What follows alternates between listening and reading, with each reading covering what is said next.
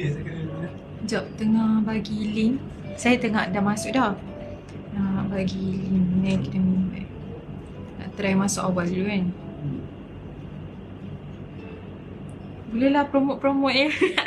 Oh, ini cara sendiri sikit abang. Tak apa, tak apa. Okey je.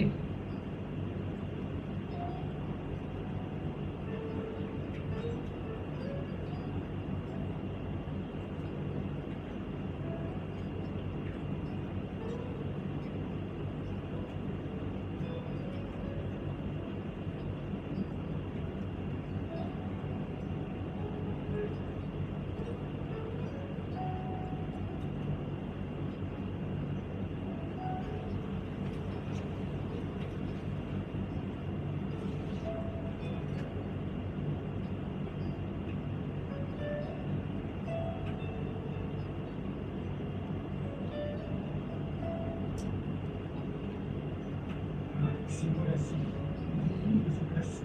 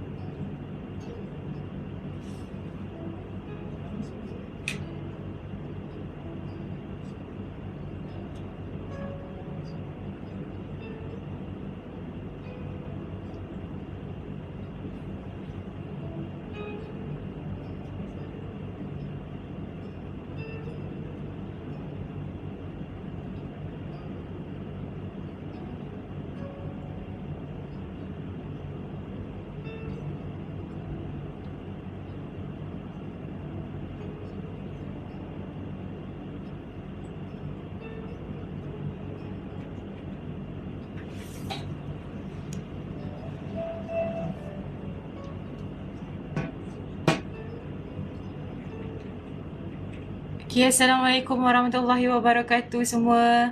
Okay, untuk doktor saya, tetamu kita, doktor boleh tak masuk dekat kita punya, buka DM TikTok, lepas tu accept request untuk jadi guest kita.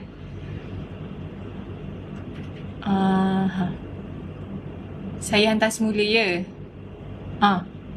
Saya tekan dekat DM DM TikTok tu, private lah. Lepas tu untuk accept request, dan kita cuba tengok macam mana.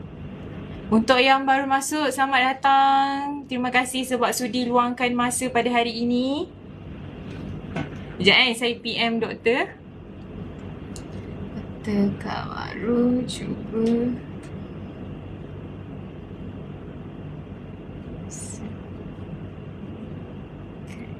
PM TikTok.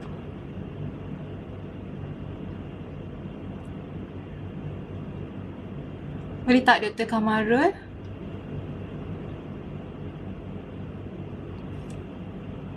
Doktor cuba tengok dekat DM.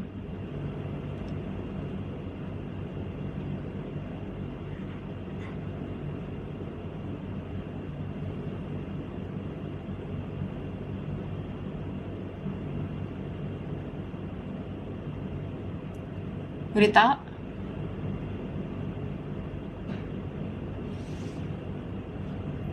Okay, untuk yang dah masuk, terima kasih. Kita tengah test lagi untuk masuk. InsyaAllah kita akan mula sejurus sahaja. Kita punya tetamu akan masuk lah. Alright. Haf, doktor tak boleh masuk lagi. Dah invite. Dah invite dah? Dia tak receive ke macam mana? Tak sure, sekejap.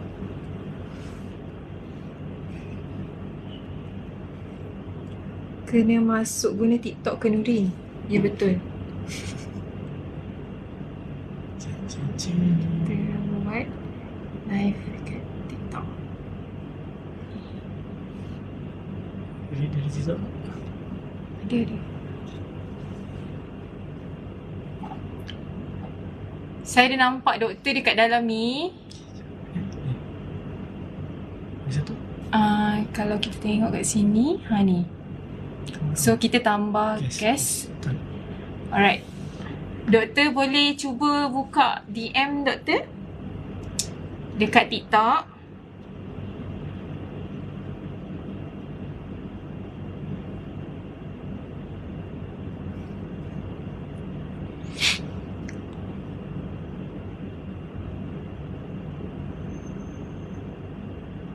Boleh tak?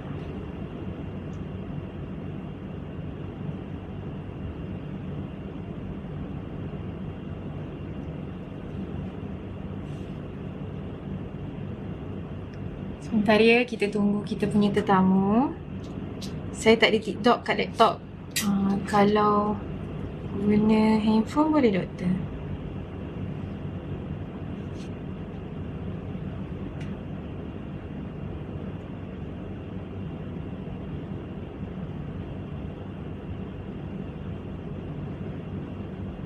Okay. Kita masih guna handphone.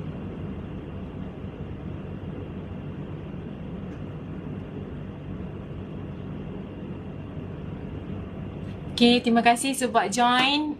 Sekejap ya, kita tunggu kita punya tetamu untuk masuk.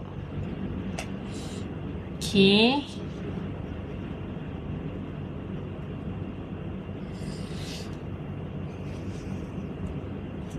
Saya risau sebenarnya sebab platform untuk kita buat podcast dekat TikTok ni bukan platform yang kira yang selalu digunakan. Biasa kalau share-share kita biasa guna platform mungkin biasa web StreamYard, Google Meet dan sebagainya kan. Jadi kita bagi masa, saya harap semua orang boleh bersabar untuk kita bagi masa pada kita punya tetamu. So insyaAllah kita cuba mana-mana yang boleh.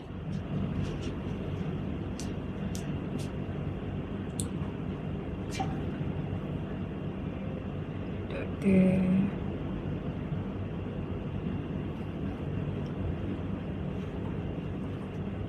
tekan ni. Lepas tu buka DM TikTok.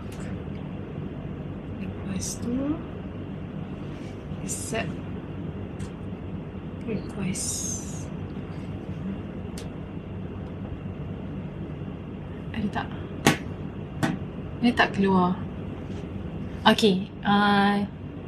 Dr. Kamara dah masuk. So kita tambah semula dalam sebagai guest. Cuba Dr. Kamara cuba buka kita punya DM. Doktor punya DM. Nanti akan ada jumpa Impact Academy punya message. Okay, ada. Invite. Bismillahirrahmanirrahim. Okay. Tinggal Dr. Kamarul accept saja. Saya dah invite. InsyaAllah doktor berilah. Okay. Bismillah. Okay, cuba doktor buka kamera. Boleh ke doktor? Doktor boleh cakap apa-apa tak? Supaya saya... Doktor boleh dengar? Boleh dengar sangat jelas doktor. Kalau boleh buka kamera, cuba buka. Kalau tak boleh, mungkin macam Muaz malam lah. Dia macam tak boleh buka kamera. Kat mana kamera dia ni sebenarnya? Saya tak pasti. Tak apa. Kejap. Saya cuba... Tolong guide saya. Boleh. Tak ada masalah. Sebab Muaz pun macam ni juga semalam. Doktor. Kejap Okey.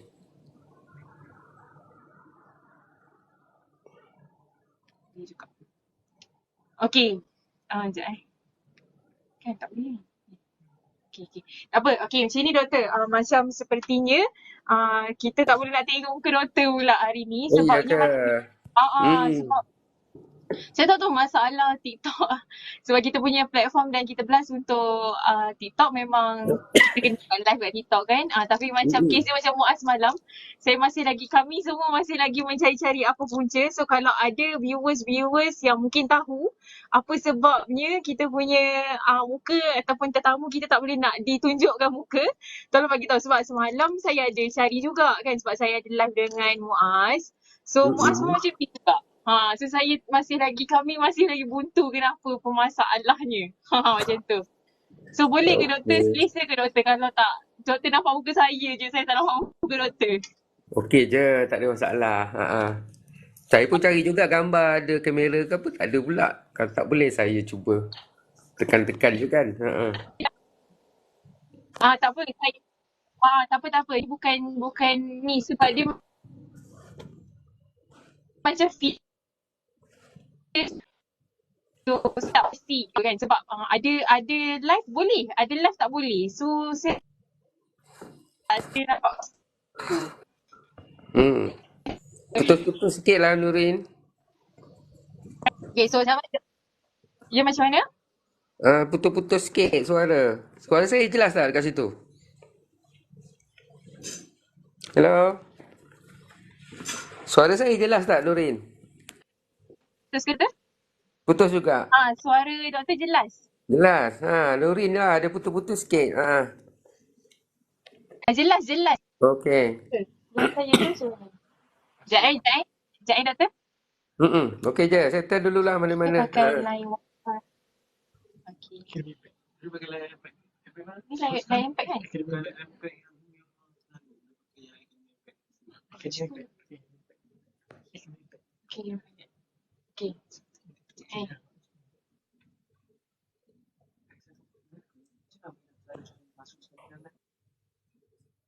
Yes.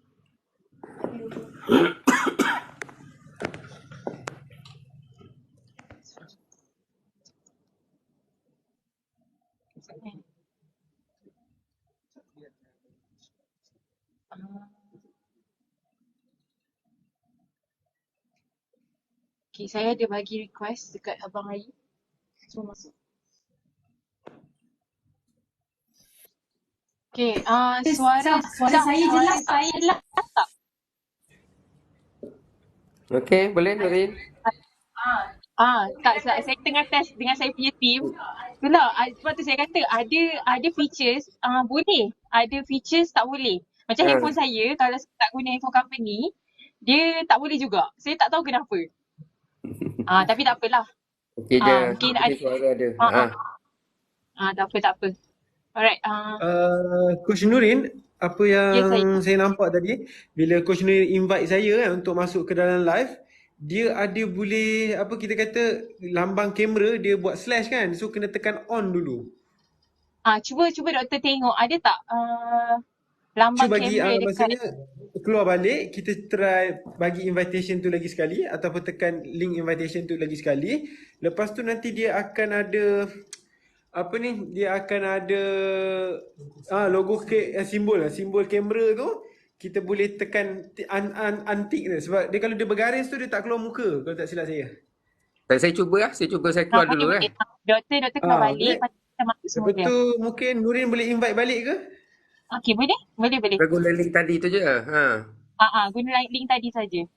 Okey. Kejap lah saya try. Okay, boleh doktor.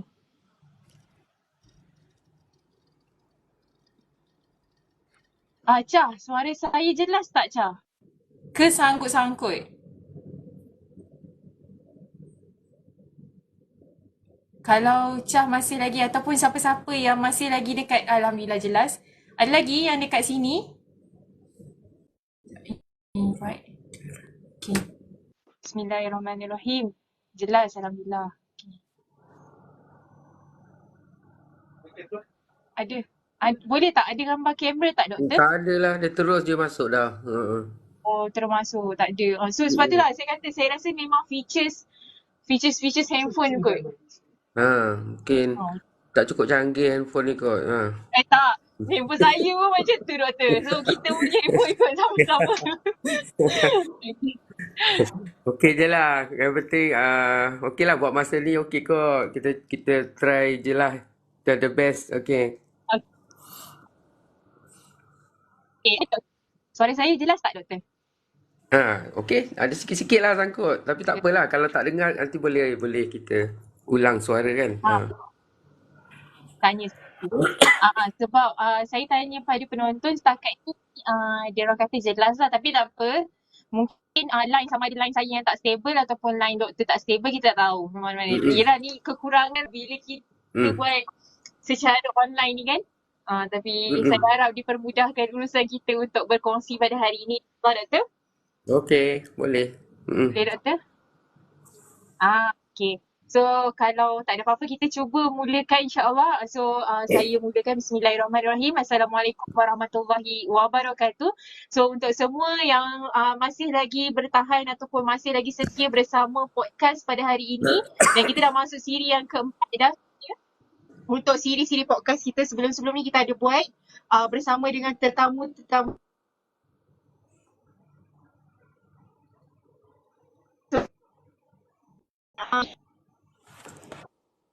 Saya perkenalkan diri lah. Nama saya Nurin Farisha binti Muhammad Sufi. Ikutlah siapa-siapa yang tak kenal lagi. Dan untuk pengetahuan doktor juga, saya dikenali ataupun orang ramai, nama glamour lah nak katanya kan. Orang panggil saya ni sebagai Sisrin. Macam tu, right? So siapa-siapa yang kalau nampak muka saya, ada orang panggil saya Sisrin ataupun panggil Nurin lah. Dan untuk pengetahuan semua juga, tetamu kita hari ni sangat-sangat special, sangat-sangat istimewa. Sebab saya datangkan khas daripada Terengganu. Okay, so dia merupakan pensyarah kaunseling saya yang saya sangat-sangat kagumi. Macam tu. So dia akan berkongsikan tentang macam mana kita untuk survive. Dan saya rasa topik pada hari ini dia amat dekat dengan jiwa kita sebagai orang muda, terutamanya tak kisahlah orang dah berusia ataupun otak-otai ke kan. Tapi survive tu antara topik yang sangat dekat dengan semua orang, terutamanya orang yang sedang mencari kerja ataupun sedang belajar dan sebagainya. Macam tu. So, dan untuk perkenalan juga semua, saya merupakan counselor di Impact Counselling lah. Di Impact Counselling di bawah syarikat Impact Academy. Dia macam lebih dekat macam consultant terhadap corporate, student dan sebagainya. Tapi saya punya niche adalah counselling dan kita punya produk adalah Impact Celoteh ni. Right? So insyaAllah bukan hari ini saja, kita ada beberapa lagi siri untuk kita bersama dalam siri-siri podcast akan datang insyaAllah. So saya rasa saya tak nak kenalkan diri saya lama-lama sangat. Saya nak minta izin untuk doktor kenalkan diri doktor, apa yang doktor buat dan siapa doktor sebenarnya. Sebab saya rasa lebih sesuai kalau doktor kenalkan diri. So insyaAllah doktor boleh kenalkan diri. Okey, Assalamualaikum semua. Khususnya Nurin. Boleh dengar ke Nurin ya? Boleh dengar doktor. Boleh. Sila. Okey. Pertama sekali saya minta maaf dulu sebab kebetulan dah seminggu memang tak berapa sihat. Jadi suara tu agak mungkin tenggelam sikit lah, tapi saya harap boleh jelas lah. Sebab Nurin pun tahu saya memang suka bercakap. Jadi rasanya saya akan cubalah bercakap dengan dengan lebih jelas walaupun tak berapa nak jelas sebenarnya lah. Okey. Elok juga tak nampak muka ni sebab tak nampak lah muka yang kurang sihat ni kan. Cuma dari segi komunikasi dua hala tu macam tak berapa puas lah kan. Sebab tak dapat nak tengok pergerakan lah kita kata. Tapi apa pun insyaAllah atas niat yang baik kita cubalah kita kata buat yang terbaik untuk apa yang kita nak buat pada petang ni. Okey, jadi terima kasih pada Nurin, salah seorang anak didik saya yang saya pun bangga sebenarnya. Okey, nampak Nurin enjoy di tempat kerja baru, okey, dan juga nampak happy dekat situ. Nampak macam apa yang Nurin nak Nurin dapat, okey. Dan juga yang saya kenal Nurin memang seorang yang selalu mementingkan lah kita kata apa yang kita belajar ni dalam bidang kaunseling ni, dan nampak Nurin boleh apply banyak benda lah di situ. Okay. Jadi mungkin ramai juga student saya kot dalam ni, okay, ataupun kenalan Nurin yang juga student saya juga kan. Jadi yelah semua mungkin tahu saya pensyarah UMT. Baru je dekat UMT tak lama, lebih kurang 8 tahun Oi. tahun ni. Uh, Ah. dan kalau ikut pengalaman tu memang saya boleh cakap banyak sikit sebab saya asalnya memang seorang guru, seorang kaunselor. Okay, saya juga seorang kaunselor, lebih kurang kaunselor sekolah tu dalam 10 tahun. Okay, and then saya juga seorang pensyarah dan juga kaunselor di IPG, okay, Institut Pendidikan Guru, tempat yang Nurin internship dulu tu, okay, IPG Raja Melewah. Kan mungkin kat sana pun mesti ada ramai yang cerita tentang saya di sana. Okay, and then baru saya datang ke UMT lah. Join UMT untuk menjadi pensyarah kaunseling dengan satu sebab je sebenarnya. Sebab rasa sayang dan cintakan kepada ilmu kaunseling tu sebenarnya. Masya Okay, kalau nak tanya apa yang saya dapat, tak dapat apa-apa pun kalau nak diukur dari segi materialistik kan. Tapi dari segi keinginan untuk menyumbang ilmu tu kan, atas dasar sayangnya pada ilmu kaunseling tu, memang saya berusaha lah untuk datang. Dan Nurin kawan-kawan pun tahu saya memang dah selesa dah berada di Seremban dulu. Okey, sangat-sangat selesa dan masih lagi ada rumah di sana dan insya-Allah kalau bersara nanti pun saya akan balik ke Seremban balik. Okey, tapi memang datang sini khas untuk pelajar-pelajar kaunseling di UMT lah, untuk memberi ilmu setakat yang saya mampulah atas atas pengalaman yang ada, okey, dan juga pendidikan. Kalau sikit pendidikan, saya punya ijazah, saya punya master, saya punya PhD semua dalam bidang kaunseling. Saya tak lari bidang lah. So you all boleh bayangkanlah macam mana sayangnya saya pada bidang ni. Okay, macam mana yakin dan percayanya saya pada bidang ni. Okay, yang boleh membantu manusia. Okay, khususnya dalam menghadapi cabaran masa kini lah. Sesuai dengan tajuk kita pada hari ni, macam mana nak survive. Okay, dengan cabaran yang di luar jangka lah kita kata kan. Betul. Okay, so itu bersikit kot tentang diri saya. Okay, Nurin. Okey, Alhamdulillah. Saya rasa itu antara salah satu sebab lah kenapa saya jemput Dr. Kamarul sendiri untuk datang kita punya podcast pada hari ini. Sebab saya rasa banyak sangat ilmu-ilmu dia yang saya rasa saya sendiri walaupun sebagai moderator saya nak tahu banyak benda daripada doktor kan. InsyaAllah dalam tempoh yang kita ada ni kita cuba sehabis mampu untuk kita cuba dapatkan ilmu daripada doktor, perkongsian daripada doktor dan juga pengalaman. So sekiranya ada viewers yang rasa nak komen ke ataupun nak tanya soalan, just tanya je dekat dalam live ni. InsyaAllah kita akan baca satu persatu. So setiap persoalan anda. Alright. So tapi apa yang sebelum kita mulakan lah mukadimah ataupun kira apa-apa kita mulakan kena ada macam mukadimah dia lah, kepala dia. So kalau dari segi sudut pandang doktor lah, kefahaman doktor, apa yang doktor faham tentang survive itu sendiri? Silakan doktor. Okey, saya sebenarnya macam biasa bila bincangkan tentang sesuatu perkara tu memang elok sangatlah kita merujuk pada buku kan. Okey, tapi dalam masa yang sama saya juga lebih suka merujuk kepada kehidupan yang sebenar lah. Kehidupan yang sebenar sebab apa yang tertulis dekat buku tu benda yang fakta. Okey, tapi apa yang kita lalui dalam kehidupan itulah realiti sebenarnya. Kan? Okey, jadi bila kita nak katakan tentang survive ni sebenarnya bagi saya adalah lebih kepada keupayaan seseorang untuk melalui ataupun menjalani kehidupannya, okey, dengan bekalan yang dia ada, dengan sumber-sumber yang dia ada. Apa yang dia ada dengan diri dia? Macam mana dia nak meneruskan ataupun nak menjalani kehidupannya? Di sebaliknya pula ada banyak cabaran. Okey, ada banyak cabaran, ada banyak dugaan, okey, dan kebanyakan cabaran dan dugaan itu adalah perkara-perkara yang di luar jangka kita. Apa yang akan berlaku? Kan, even esok pun kita tak tahu apa yang akan berlaku sebenarnya. Okey, tapi yang penting kat sini adalah keupayaan kita tu. Keupayaan kita untuk melalui semua tu. Dengan bekalan-bekalan yang kita ada. So dalam hal ni bagi saya yang penting sebenarnya adalah kita kena sedar bahawa kehidupan kita hari ini tak sama dengan esok dan hari-hari yang mendatang. Kan, kemungkinan menjadi lebih mudah ada, tapi kemungkinan menjadi lebih mencabar pasti ada dan pasti banyak. Kan, tapi bila berkait dekat situ maksudnya adakah kita bersedia sebenarnya untuk melalui semua tu. Dan macam selalu saya sebut dalam kelas, ada banyak perkara dalam hidup kita, kita ada banyak pilihan. Tapi kadang-kadang kita tak ada pilihan, kita hanya ada satu pilihan je. So once bila kita hanya ada satu pilihan je, so kita terpaksa juga mengambil pilihan tu walaupun pilihan tersebut adalah pilihan yang sangat-sangat mencabar bagi kita.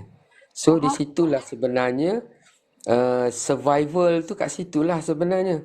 Kan? Dan yang penting adalah bagaimana kita menyiapkan diri untuk melalui cabaran-cabaran tu supaya kita boleh terus survive.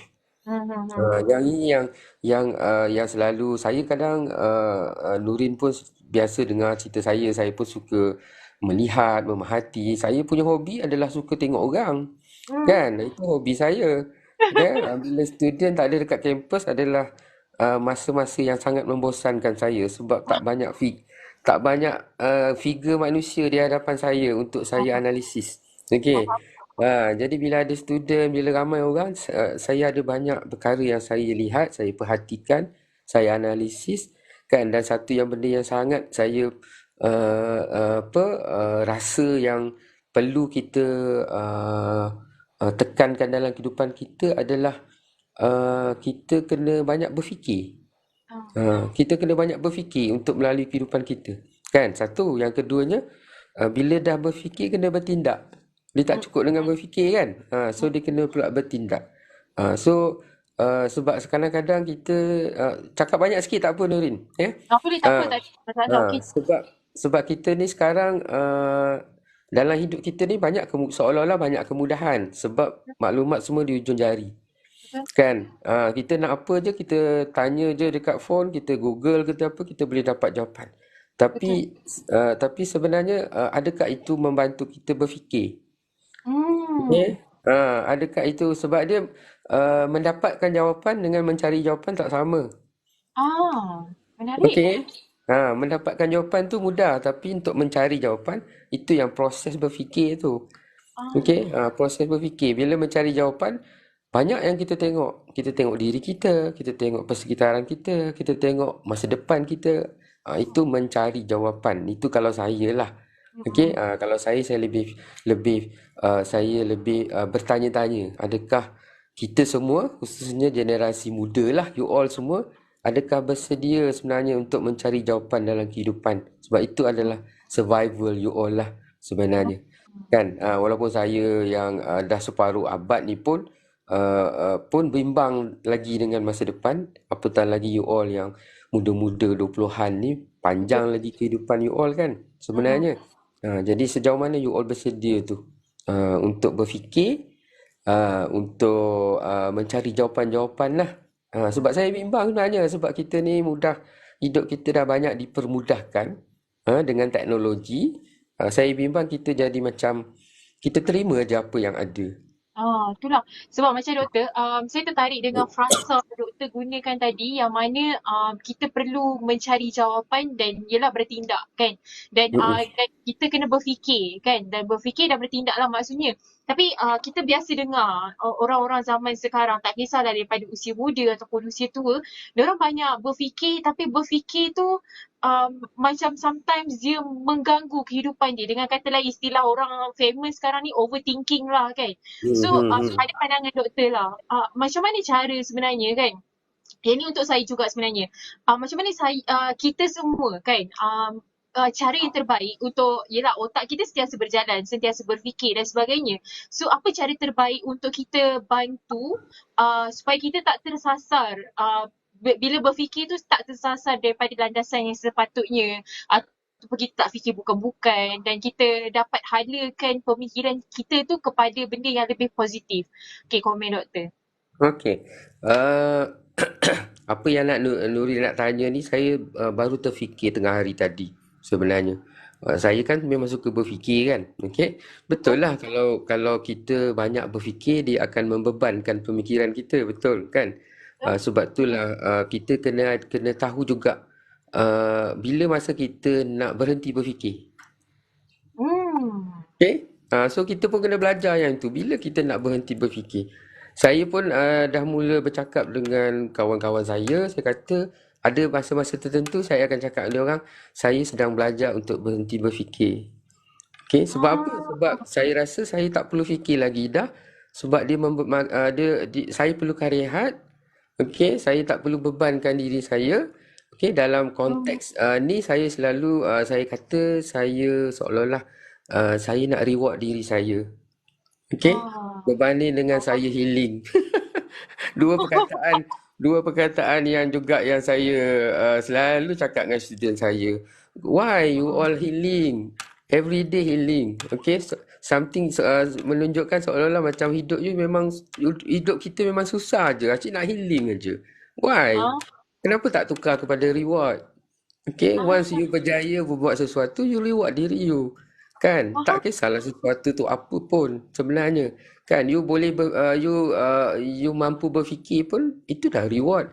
Okay? You berjaya buat sesuatu kerja walaupun kecil yang sebelum ni you tak buat tapi hari ni you buat, itu pun reward sebenarnya. So, why not kita tukar healing tu kepada reward? Kan? Sebab bila kita kata healing tu pun kita dah set dekat minda kita. Seolah-olah macam hidup kita memang payah je hidup kita. Betul. Kan beza bila kita reward tu maksud kita memberi penghargaan pada diri kita kan.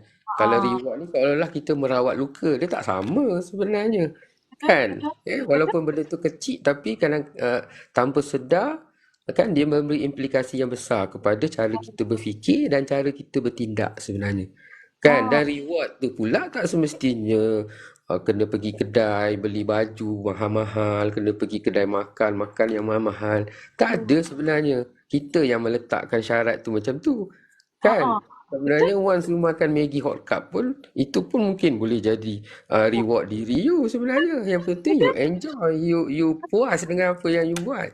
Kan? Okey, balik kepada yang Nurin cakap tadi. Okey, saya ni suka cakap lah Nurin, macam-macam saya cakap kan. Saya memang suka sebab konten ayat-ayat doktor tu memang somehow dia akan memberi inspirasi. So tak apa. Okey. Okey, berkaitan dengan Nurin kata bila fikir-fikir banyak, itu pun satu juga yang selalu orang sebut overthinking kan. Okey. Dia bagi saya itulah tadi kita kena letakkan had selama mana kita nak fikir, sejauh mana kita nak fikir. Kan? Dan bila kita fikir pula kita kena tengok pada diri kita. Apa yang kita fikirkan ni apa maksudnya kalau kita nak buat suatu tindakan tu dalam kapasiti kita ke? Kan? Contohnya lah, kita ada isu dengan seseorang, contohnya. Adakah dalam kapasiti kita untuk fikirkan benda tu dan itu adalah tanggungjawab orang lain tapi kita fikir. So, itu kan dalam kapasiti kita.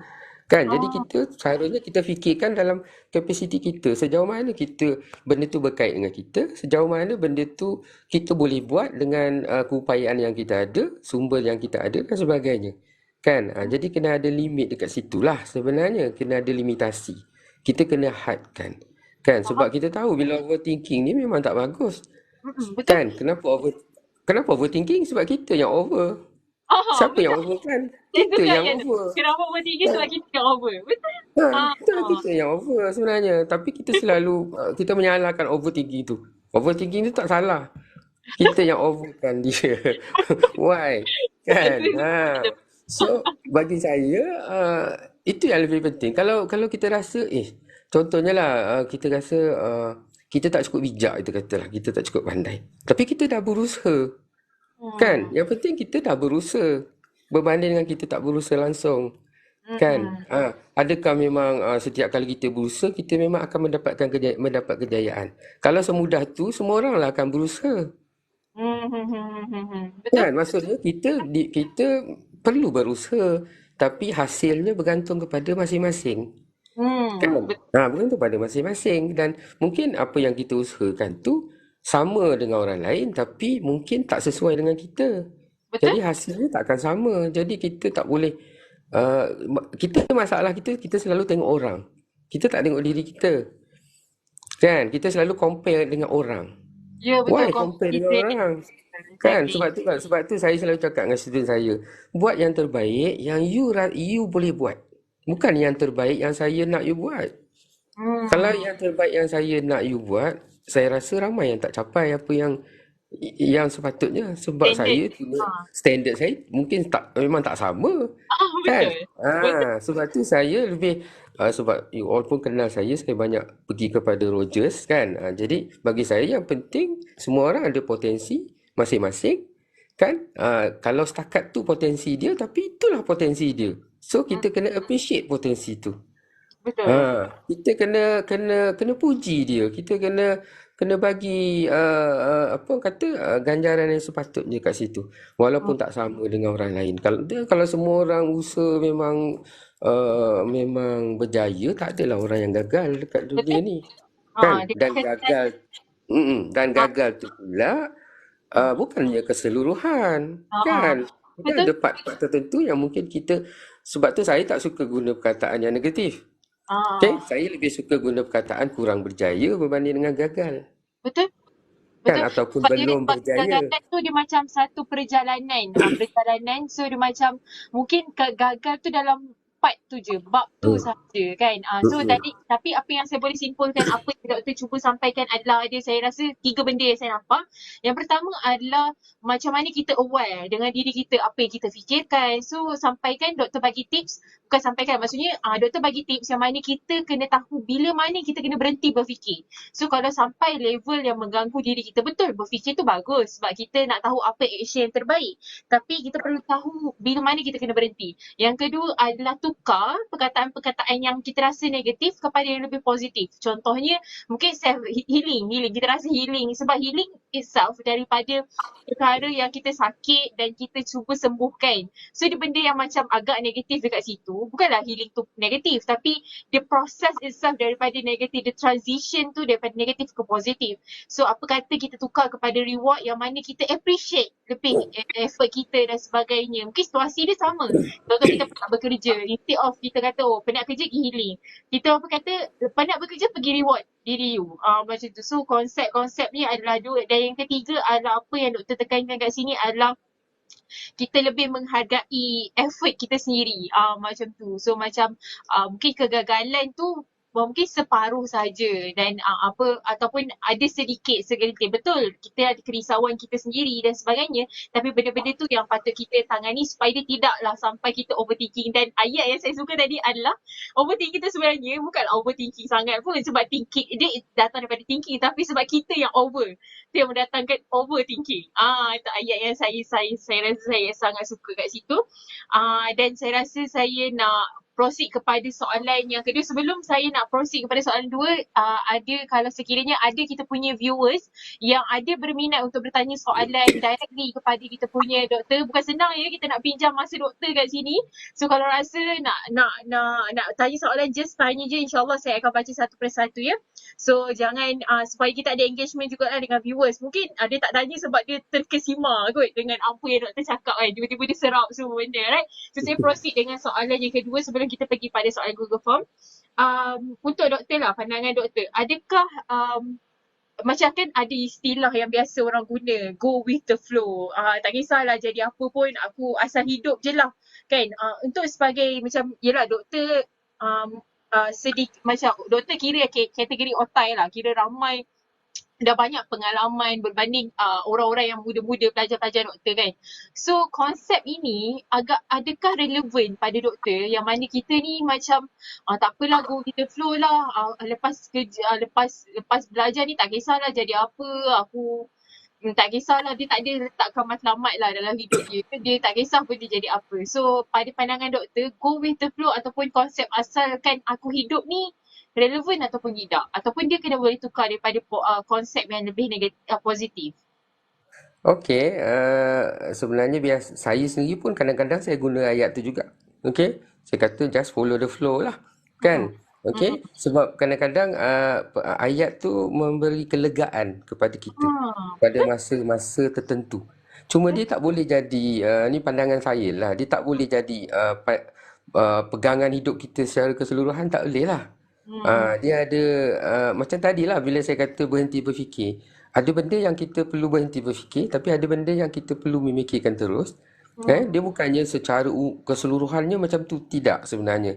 Maksudnya kita kena buat pertimbangan kita, penilaian kita, bila masa kita perlu berhenti berfikir, bila masa kita perlu follow the flow. Okay, and then kan, bila orang yang guna istilah follow the flow tu, bagi saya tak ada masalah. Mungkin cuma kita perlu tambah baik sikit lah dekat situ. Kan, walaupun kita just follow the flow, tapi so what? Maksudnya kalau saya pula, saya tanya balik, so what? Okay. So kalau contoh just follow the flow, tapi you sanggup susah hidup, you sanggup tak jelas dengan apa you nak buat, kan? Takkan macam tu kan? So you mesti juga you kena fikir juga, walaupun tak banyak, tapi sikit-sikit you kena fikir juga. Kan, kena fikir juga. So what next? Kan? Okay, for this moment, yes, follow the flow. So after this, kan, takkan nak follow the flow juga. Kan? So even dalam hidup kita pun kita akan ada peningkatan, apa kata, dari segi pendidikan, dari segi kerjaya, kan?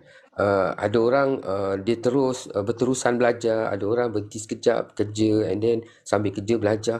So semua tu tak ada isu, tak ada masalah, kan? Tapi you tahu apa yang you nak buat dalam hidup you, kan? Jangan compare dengan orang lain, sebab kehidupan kita masing-masing tak sama, tanggungjawab semua orang tak sama, kan? Jadi you compare dengan diri you sendiri lah. Okay? Kalau kena fikir juga. Kalau kita kata follow the flow, saya tak jangkakan follow the flow sepanjang masa tu akan membantu you jadi orang yang lebih baik. Kan? Tapi tak salah guna. Macam saya kata tadi, tak salah guna pada masa-masa tertentu. Yes, boleh.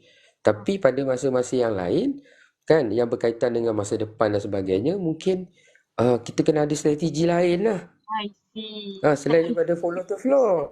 So you kena come out dengan strategi. Kan, kalau kata contohlah Nurin seronok dekat akademik sekarang. So sampai bila Nurin nak seronok di sana? Betul. Kan, walaupun tak terfikir lagi. Tengah seronok ni memang tak terfikir.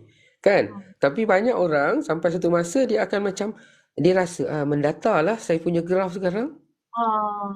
Faham. Okay, jadi kalau saya sebelum dia mendata, you have to do something. Faham. Kalau dia dah mendata, nanti you macam itu yang jadi nanti lagi teruk lah, follow the flow, just follow the flow. Masuk kerja, keluar kerja, masuk kerja, keluar kerja. Kan? Jadi sebab tu lah kita jangan, itu yang selalu orang kata zon selesa tu macam tu lah. Kan? Jadi jangan kita memang perlukan comfort zone tu, tapi jangan terlalu leka dengan comfort zone. Kita perlu comfort zone tu, tapi jangan terlalu leka dengan comfort zone. Menarik. Yes. Sebab kita ni energetik tau. Ada orang tertentu dia energetik. Kan? Sampai satu masa nanti you akan rasa, alamak, buat benda yang sama je. Kan? Tapi dalam masa sama kita tak prepare pula. Macam yang kita nak buat hari ni lah, dengan podcastnya lah, dengan apa. Benda ni bukan sekelip mata boleh jadi. Kan? Kena belajar juga banyak kali. Salah silap semua, try error semua ada. Kan? So kita kena kuasai teknologi tu semua. Kan? So benda-benda tu lah sebenarnya menjadikan kita sentiasa kita kata apa tak adalah kita statik tau. Tak, kita dynamic. Kita punya kerja, kita punya kehidupan kita dynamic. Kita sentiasa upgrade. Dan sebaiknya buat benda yang kita suka lah. Betul. Okay, yang ini pun satu juga. Kan kadang-kadang kita rasa indahnya hidup kita kalau kita dapat buat benda yang kita suka. Betul. Sebab ada orang yang buat benda yang dia tak suka. Kan, tapi dia terpaksa buat. Betapa elah kalau ikutkan macam rugilah. Kan, kalau dalam istilah psikologi kita kata kita ada potensi yang lain, tapi kita disebabkan kita berada di situ, kita tak dapat nak kembangkan potensi. Potential tu. Yes, sebenarnya. Kan, yang itu. Sebab tu kalau dari segi human resource tu, kita kena letakkan orang-orang yang ada potensi tertentu tu di tempat yang betul. supaya dia dapat berfungsi dengan maksimum. Dan akhirnya dia sendiri yang rasa. Dia sendiri yang rasa puas. Dia sendiri yang rasa dia berfungsi. Itu yang istilah orang kata kita tak nak nanti ada orang kata ada pun tak ada pun tak mengurang, tak ada pun tak menambah. Macam itulah ada istilah dia sebenarnya, ada peribahasa dia. So kita tak nak jadi something yang macam itulah. Okay. So balik pada soalan Nurin tadi apa follow the flow kan apa semua tadi tu. Okay. Jadi bagi saya boleh istilah tu kita boleh guna follow the flow semua tapi bukannya dalam semua kehidupan kita macam tu. Kan tambah lagi kata nak survive. Yes kan sebab kita kata kita nak survive kan. Survive ni maksudnya boleh melalui cabaran. Kan kalau follow the flow tu seolah-olah macam kita tak ambil kisah cabaran tu. Betul. Kita ignore je lah, kita letak put aside lah. Kan letak tepi sana, letak tepi sini. So kita lalu je. Okay. So kita tak nak macam tu lah. Okay Lerin, buat tu itu dulu. So, saya tertarik untuk sebelum kita pergi kepada, sebab saya takut saya lupa, sebab tadi doktor kata ada orang diberikan rezeki untuk buat apa yang dia suka, kan? Ada orang, yalah mungkin rezeki tak berpihak kepada dia, kan? Tapi peluang tu tak ada untuk ketika itu, so dia tak dapat buat apa yang dia suka. So, dia jadi tak keluarkan full potential. Untuk doktor sendiri kan, pernah tak doktor, yelah doktor daripada belajar, doktor bekerja sampailah doktor sekarang memang kaunseling, konsisten je. Ada tak ni soalan cepumas lah kalau doktor rasa doktor selesa nak cakap, doktor bagi tahu setakat yang doktor rasa selesa. Ada tak macam doktor rasa macam doktor penat dengan kerja doktor? Yelah, counselling is macam doktor punya passion.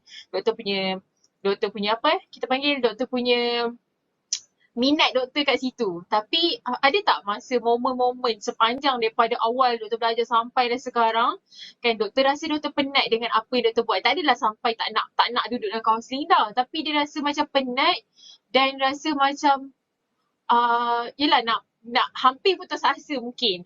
Saya tak tahu tapi ada tak situasi yang momen yang macam tu yang aku dah nak dengar cakap cerita, tak nak dengar cerita orang, aku nak macam tu. Ada tak doktor? Okey, kalau refer pada pengalaman saya lah. Kalau ikut pada apa yang Nurin tanya tu, penat dalam kaunseling ni tak ada lah. Ini memang kalau tanya sebab tu, kalau you all ingat masa you all internship, okay, pukul 10 malam, 11 malam pun kalau you all text saya pun saya jawab. Okay, so bagi saya itu boleh menggambarkan lah sejauh mana saya punya minat dalam kaunseling tu tak ada batasan lah bagi saya. Okay, tak ada had lah, tak ada no limit kita kata. Dalam nak membantu student khususnya dan orang lain bagi saya tak ada masalah kat situ.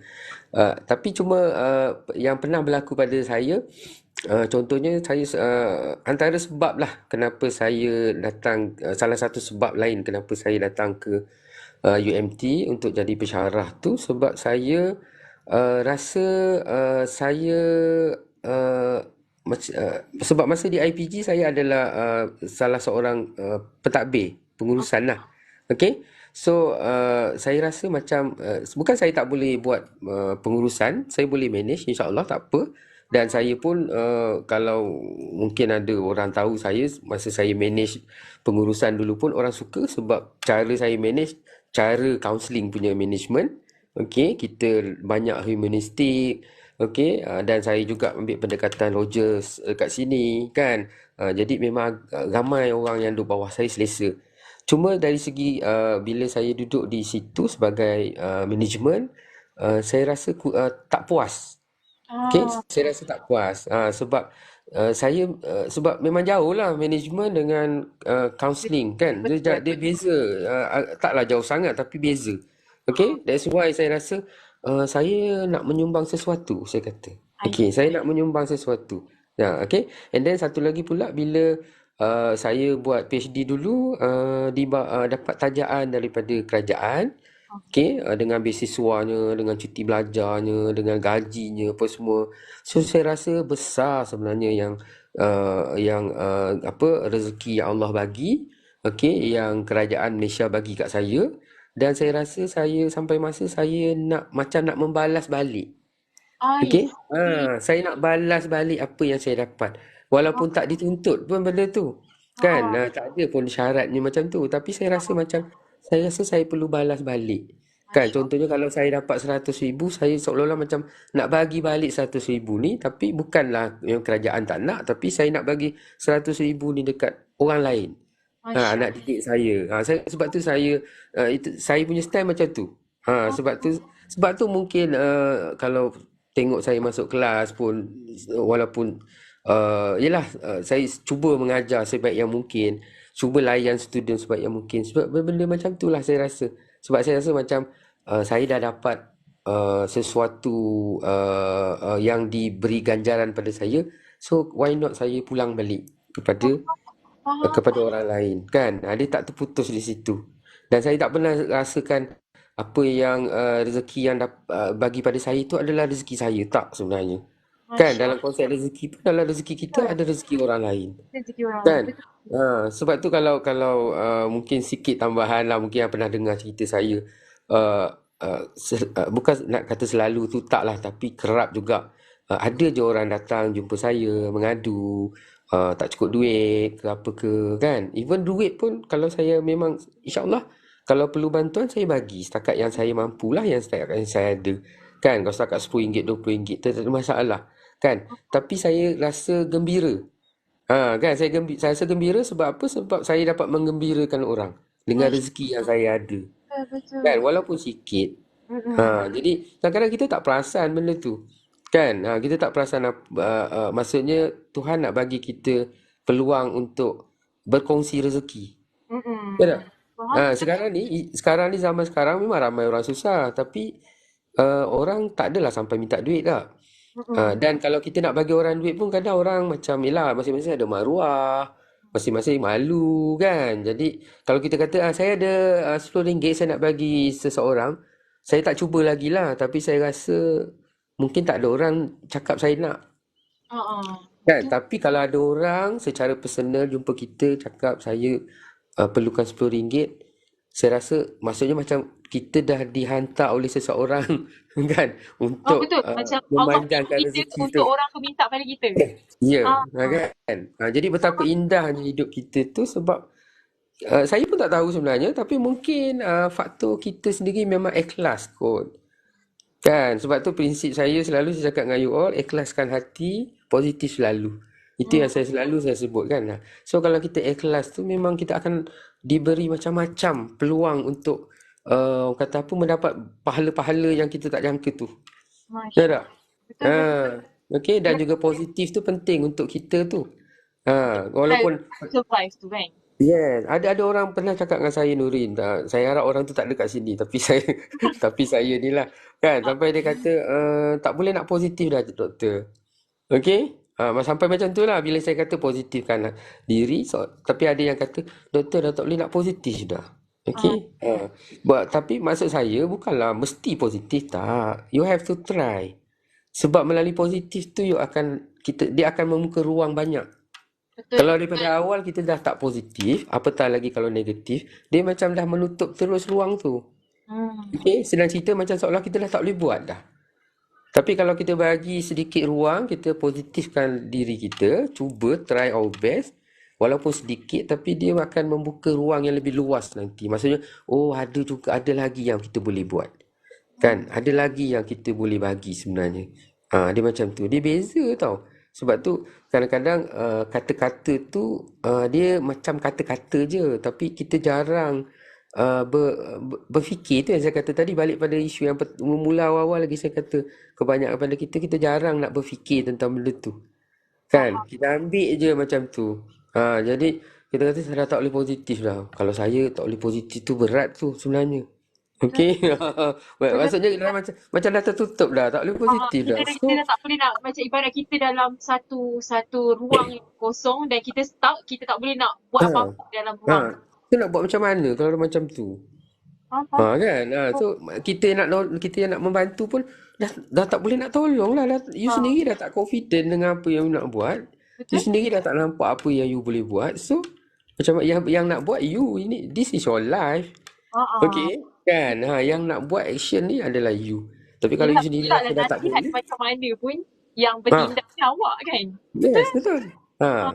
So benda-benda macam tu sebenarnya yang kita kadang-kadang kata-kata tu sebenarnya itulah kalau kita banyak berfikir kan macam bermain dengan kata-kata tu kita akan nampak banyak apa orang kata kesan-kesan yang baik sebenarnya daripada kata-kata tu dan dia juga boleh bagi kesan yang tak baik juga tanpa kita sedar.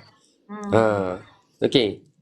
Faham? Dengan Itu kata boleh. lain lah, ni apa yang saya nampak lah. Survive daripada segi definisi doktor kan. Maksudnya ni apa yang saya belajar daripada apa yang doktor cakap lah. Survive dari segi skop doktor adalah macam mana doktor survive dengan apa yang doktor buat adalah doktor teruskan apa yang doktor suka dengan apa.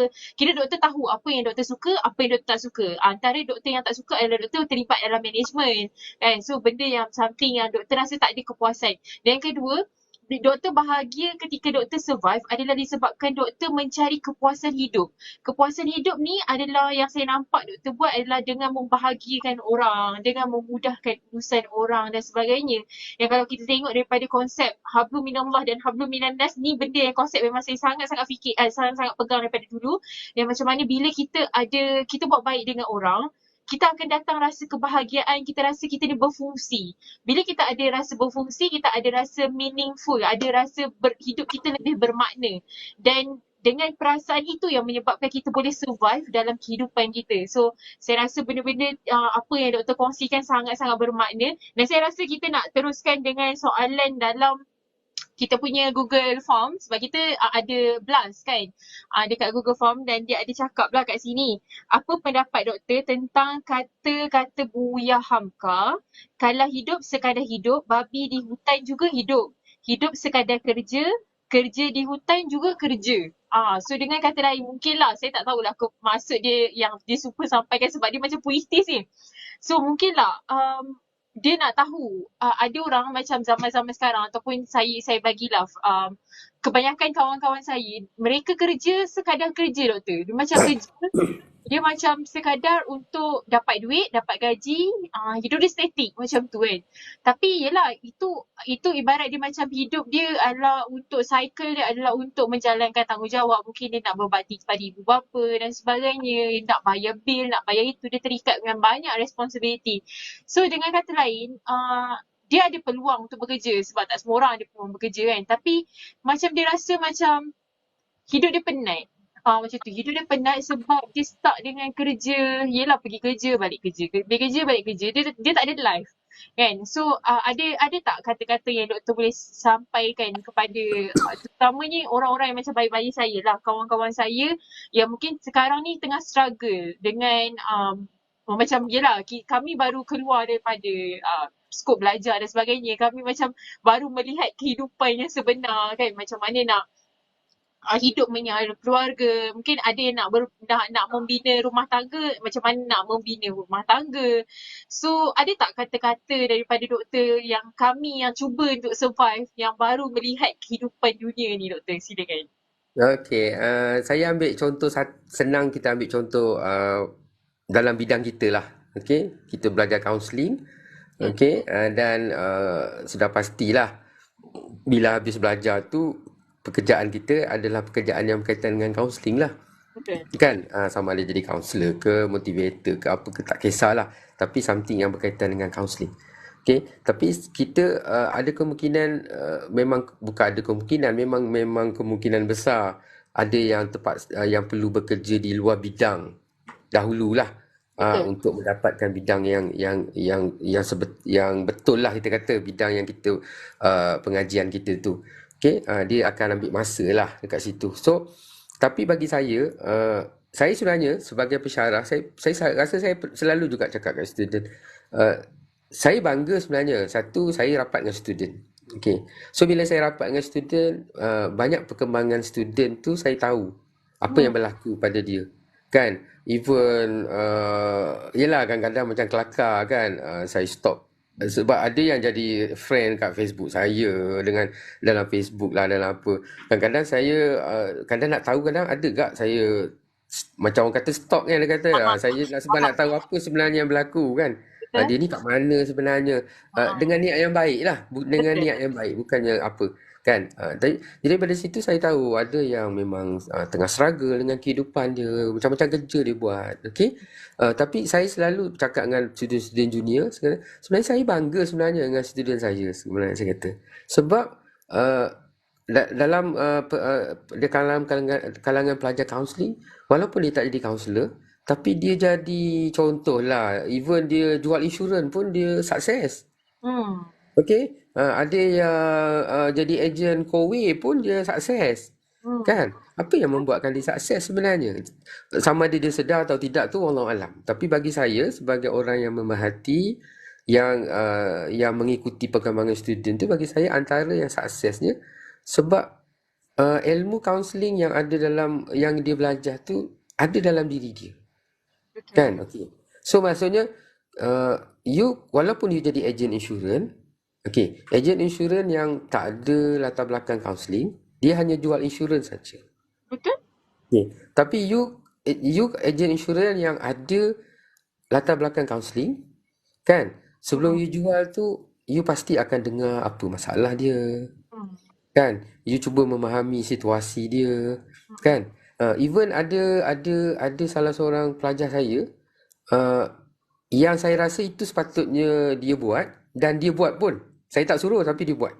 Contohnya, ada orang nak beli insurans RM150 sebulan, kan? Tapi dia ambil tahu sampai macam mana financial orang tu.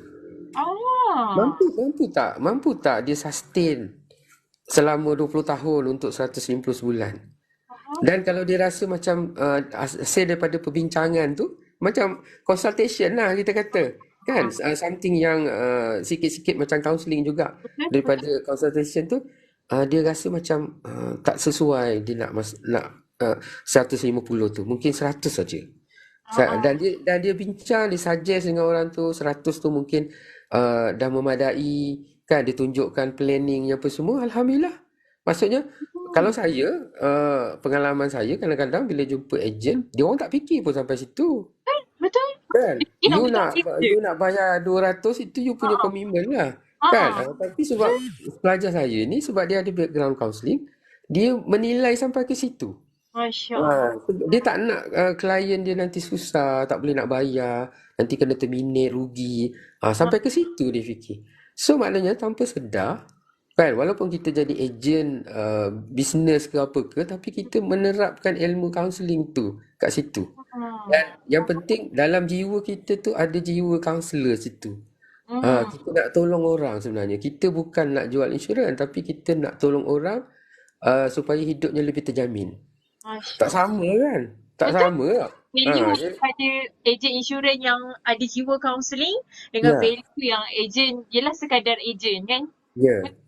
Sebab itulah saya, kalau pelajar-pelajar, kalau dalam bidang kaunseling lah khususnya, you all kerjalah apa bidang sekalipun, tapi gunakanlah kemahiran kaunseling yang kita belajar tu. Okey, gunakanlah karakter kaunselor yang dah terbina dalam diri you all tu, supaya you all dapat kepuasan kerja. Kan, kepuasan tu ialah materialisnya kita ukur dari segi gaji tu lah. Tapi sebenarnya yang non material tu lagi penting kalau saya. Kepuasan you tu dapat tolong orang, dapat tengok orang berjaya, kan, dapat tengok orang senang, dapat bantu orang, kan, benda-benda tu sebenarnya yang lebih penting lah.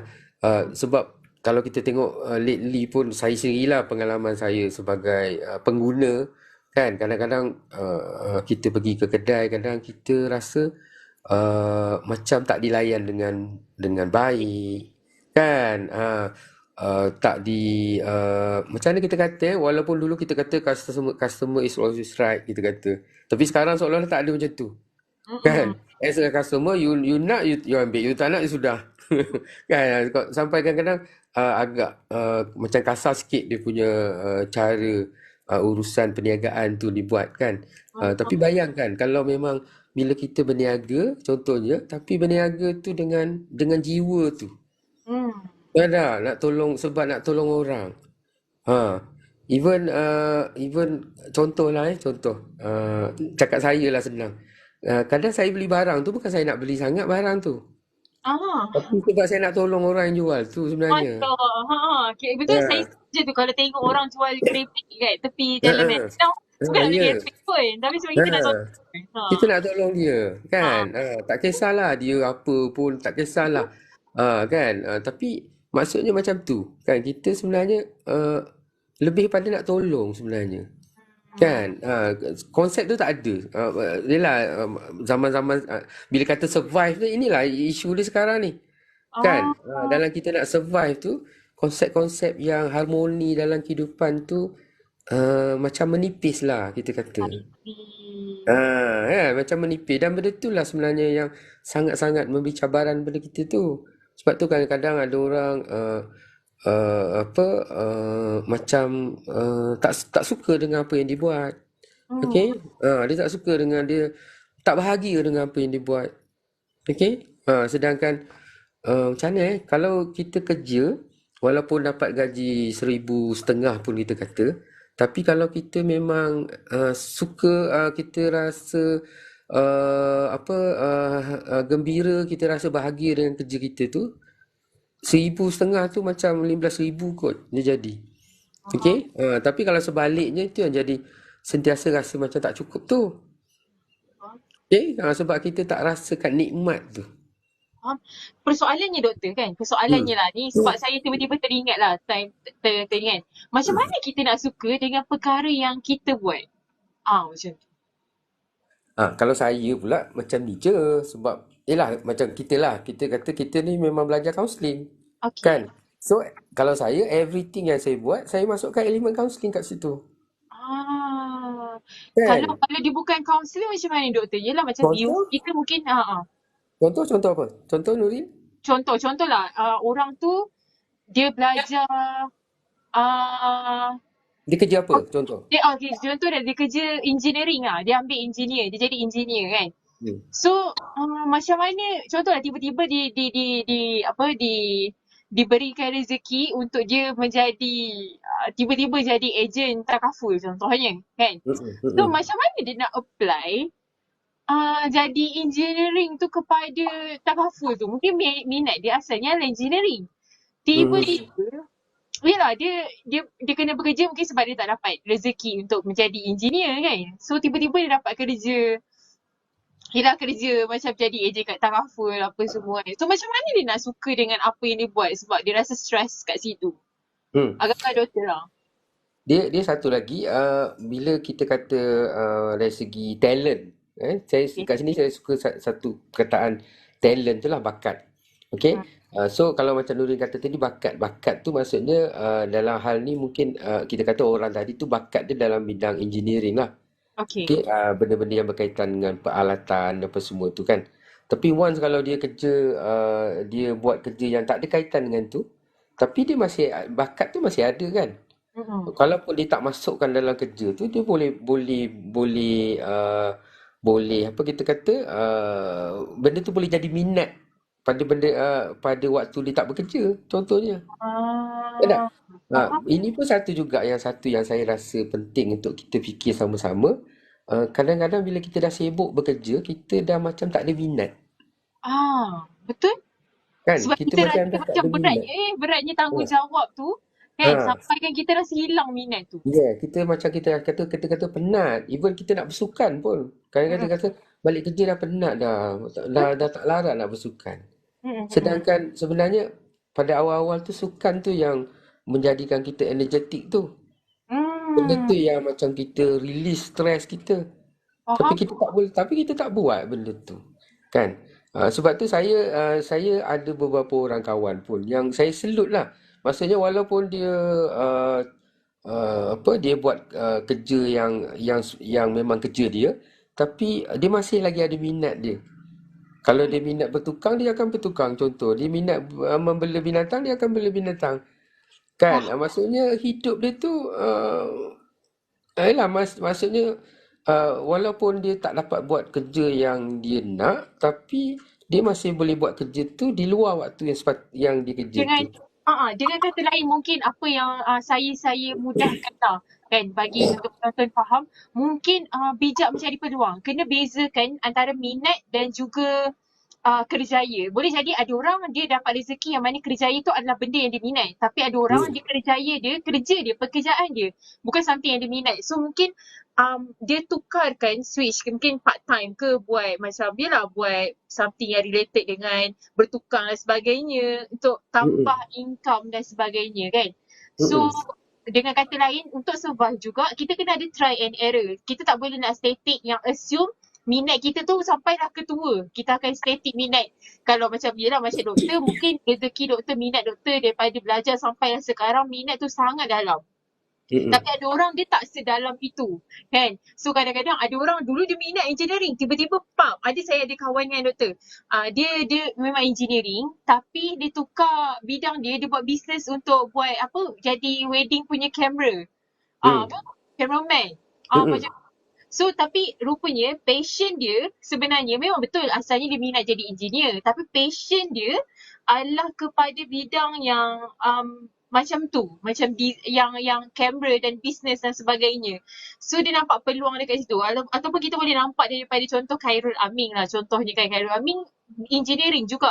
So dia engineering tapi passion dia adalah dari bidang yelah buat broadcast, buat media dan sebagainya dan dia suka memasak. So dia gunakan apa yang dia minat, jadikan benda tu sebagai peluang. Dengan kata lain, gunakan peluang-peluang yang ada untuk kita ceburi apa dan kita untuk survive lah.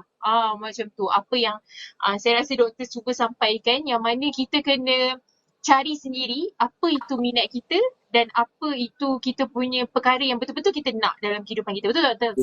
Betul. Kita jangan limitkan lah kita punya potensi kita. Betul? Okey, sebab memang kadang-kadang apa yang kita belajar, apa yang kita dah habis belajar tu, rupanya sebenarnya bukan itu minat utama kita. Betul? Kan? Kemudian ada lagi. Selagi bagi saya benda ni, selagi kita hidup maksudnya, memang kita akan sentiasa potensi kita tu akan terselah nanti. Faham. Dan kita tak boleh kata inilah potensi saya. Itu kalau awal-awal lagi kita dah macam tu, maksudnya kita memang tak salah sebenarnya. Tapi kita bimbang orang yang sebenarnya tak jumpa lagi potensi dia, tapi dia dengan memaksa diri meneruskan potensi yang ada tu, kemungkinan besar dia kurang berjaya lah dekat situ. Kan? Yang itu yang kita bimbang tu sebenarnya. Tapi alangkah indahnya hidup kalau kita dapat kerja dalam bidang kita dengan minat kita. Tapi tak semua orang dapat benda tu. Betul. Memang ada orang yang tak dapat macam tu. So bila tak dapat tak apalah. Untuk cari pendapatan kita kerjalah ikut bidang tu. Tapi untuk menambahkan kepuasan kan di waktu-waktu yang kita tak kerja kita boleh teruskan dengan minat kita tu. Betul. Kan? Jadi something yang akan menyuburkan lah kita kata kehidupan kita. Tak adalah kita macam tak bermaya kan biasa macam kat situ macam tak bermaya hilang seri dalam kehidupan kan benda tu kita yang tentukan sebenarnya. Sebab sedangkan macam contohlah macam saya ada ramai je kawan doktor kawan saya kan dia dulu bidang yelah kebanyakan kawan-kawan saya ramai yang engineering sebenarnya sebab diorang ni budak-budak pandai tau doktor. Diorang budak-budak pandai tapi yelah peluang tu mungkin kerjaya ataupun persaingan dekat luar tu mungkin yelah saya tak masuk dalam bidang engineering saya tak tahu kan. So diorang ni ada yang kawan-kawan saya dia engineering dulu so sekarang ni dia tak dapat jadi engineer tapi dia jadi sekadar technician je tapi lepas tu dia punya minat adalah memancing contohnya kan. Dia memang setiap minggu doktor. Setiap minggu dia pergi keluar mancing dan sebagainya. Side income dia adalah dia menjual lah ikan yang dia buat sebab saya memang nampak ikan yang dia bawa dapat memang besar-besar. Tapi passion dia sebenarnya bukan engineering. Tapi passion dia adalah memancing tu sendiri. Tapi dia tengok pula peluang dekat luar. So adakah dia perlu jadi pemancing ke ataupun dia kena jadi nelayan ke sehingga macam tu kan. So dia memilih dia akan jadi technician tapi at the same time dia buat income yang macam tu. So dengan kata lain ada je maksudnya ada orang mungkin yelah kita tak boleh nak cakap semua orang dapat rezeki sama macam kita dapat buat apa yang dia minat tapi sebagai manusia yang perlu survive kita kena cari ruang dan peluang tu sendiri macam mana kita nak terus subur dalam kehidupan saya. Subur tu istilah yang doktor gunakan tadi saya guna semula Saya rasa saya sangat suka dengan istilah tu. Yang mana kita menyuburkan kehidupan kita semula supaya dia tak adalah macam static, lame dan macam graf dia macam tu je kan. So, okay. Alright, so saya nak pergi kepada soalan yang kedua terakhir lah. Sebab saya tak nak pinjam lama sangat masa doktor kan. Doktor pun penat baru balik program dan sebagainya dengan doktor tak sihat. So, kedua terakhir. So, yang soalan second last ni, saya nak tahulah macam pada pandangan doktor, dari segi aspek rezeki kan, ada orang, yelah aku boleh cakap lah sekarang kau dah kerja. Kau memang cakap aku senang lah, ni rezeki dah apa semua. Tapi aku yang tak bekerja lagi, aku yang tak ada dapat peluang lagi. Aku yang tak dapat rezeki lagi. So, konsep macam mana kita nak bantu sebenarnya doktor orang-orang macam ni kan, sebab saya ramai sangat doktor, even kita punya batch ataupun classmate saya counselling dulu pun ada sebilangan daripada mereka yang masih lagi struggle untuk tak dapat kerja kan. Yelah dia bekerja tapi dia dapat kerja bidang lain tu lain hal. Yang ini dia masih lagi tidak bekerja, macam tu, maksudnya dia minta kerja mana-mana tempat pun, mana-mana aspek pun dia tak dapat. So, bila kita dah cakap konsep rezeki apa semua, kita dah tertekan kan. So, macam kita, apa cara terbaik untuk kita bantu dia? Ataupun sebenarnya, apa sebenarnya mindset yang dia kena ada supaya dia tak adalah sampai menafikan konsep rezeki tu sendiri, doktor? Silakan. Okey, apa ni? Yalah, kadang-kadang memanglah semua orang pun bila belajar bidang tertentu dia nak kerja teruslah dalam bidang tu. Kan? Tapi realitinya dunia pekerjaan tu tak semudah tu lah. Betul. Dia tak semudah tu. Jadi mungkin bagi saya yang penting sekarang contohlah you all dah ada ijazah dah. Okay? Yang penting dia dah ada ijazah dah. So you memang seorang yang telah diiktiraf sebagai seorang yang berilmu sebenarnya. Okay? Jadi seharusnya sebenarnya walaupun tak dalam bidang, kalau nak kerja ataupun dapat kerja, tak semestinya dalam bidang yang kita kelulusan kita tu lah. Betul. Apa-apa pun tak apa sebenarnya, sebab kita memang kira ada advantage dekat situ. Kita ada kelebihan dah sebenarnya sebab kita memang pelajar dah ada ijazah, memang ada kualiti dah sebenarnya kat situ. Jadi first kena develop kepercayaan ataupun keyakinan pada diri. Maksudnya apa kerja pun insya-Allah kita boleh buat. Faham. Okey. Itu pertama. Yang kedua, jangan letakkan limitasi tu. Faham. Jangan hadkan. Contoh sebab tu biasa kan dalam kelas saya kata janganlah duduk kampung, keluar daripada kampung. Masuk kampung tu tempat tinggal kita. Yelah. Kan? Keluar kan. Even saya selalu cakap memang saya datang daripada Pantai Barat, tapi memang hakikatnya di Pantai Barat sana peluang kerja lagi banyak. So you have to move, pergi sana. Kan? Pergi cari kerja di sebelah Pantai Barat, bandar-bandar besar sana. Dia memang ada banyak kilang, banyak apa, kan? Memang apa kita kata industri sana banyak. So you all, maksudnya peluang pekerjaan memang banyak kat situ. Yang you all boleh masuk, yang boleh kerja sebenarnya. Memang cabarannya adalah you kena jauh daripada kampung, you kena cari rumah sewa, kan? You tak pernah berada jauh daripada keluarga lah, keselamatan semua tu. Tapi kalau saya pegang pada konsep, you all ni orang dah terdidik dah sebenarnya. No issue about that sebenarnya. Tak ada masalah. You all boleh. Senang cerita macam mana kita kata macam sebiji kacang, campaklah mana-mana dia akan hidup jadi pokok kacang. Masya Allah. Patutnya macam yelah macam terlalu baik sangat lah kan. Tapi memang itu yang bagi saya secara peribadi, rasa itu yang seharusnya. Tapi kebanyakan daripada pelajar-pelajar graduan-graduan biasa, saya nampak mungkin dari segi kepercayaan tu tadi, dia kurang percaya pada diri dia bila dia tak percaya, kurang percaya, dia kurang yakin. Dia tak boleh buat. Ramai je orang yang pada mulanya cuba tapi sukses. Betul? Satu masalah kita dekat dunia kita ni lah, kita jarang kongsi yang sukses. Betul? Even dalam medsos pun, kita jarang kongsi yang sukses. Kita banyak kongsi yang tak sukses. Bila kongsi banyak tak sukses, dia macam jadi satu yang negatif banyak lah. Kan? Kita jarang kongsi. Yelah macam Nurin sebut lah, Khairul Aming lah apa semua. Just beberapa nama. Sedangkan sebenarnya ada banyak lagi. Ramai lagi orang yang berjaya sebenarnya. Tapi kita tak share. Kan? Betul. Kejayaan-kejayaan tu, permulaannya apa yang dia orang rasa dan akhirnya apa yang dia orang rasa. Kan? Yang itu kita jarang share tu. Macam yang apa yang Nurin buat ni sebenarnya satu yang sangat baik pada saya. Sebab memang kita nak tunjuk kat orang sebenarnya hidup, walaupun orang kata hidup ni payah. Kan? Sebab itu kita dah macam didoktrin kan. Hidup ni memang payah. Sekarang ni kita buat benda-benda ni, kita nak tunjuk kat orang hidup sebenarnya tak payah sebenarnya. Kan? Hidup ni tak payah sebenarnya. Cuma dia memang susah sikit lah. Dan kata apa, sebab hidup pun satu perjalanan. Betul. Hidup pun satu proses. Bila perjalanan, bila proses, dia memerlukan masa.